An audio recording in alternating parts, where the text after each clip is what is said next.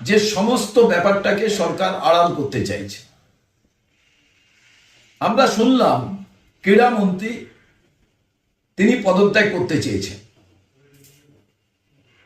এই মেসি কাণ্ডের সঙ্গে যারাই যুক্ত তাদের তো অ্যারেস্ট করা প্রয়োজন। সে মন্ত্রী হতে পারে, নেতা হতে পারে, পুলিশের কোনো আধিকারিক হতে পারেন, প্রশাসনের লোক হতে পারেন।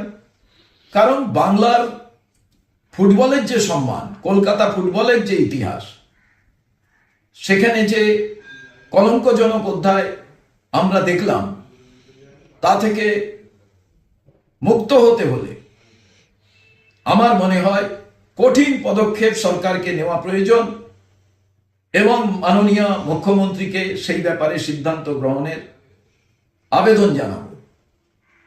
ক্রীড়ামন্ত্রী যদি পদত্যাগ করেন, পদত্যাগপত্র গ্রহণ করা উচিত। কারণ ক্রীড়া দপ্তর সম্পূর্ণভাবে দায়বদ্ধ।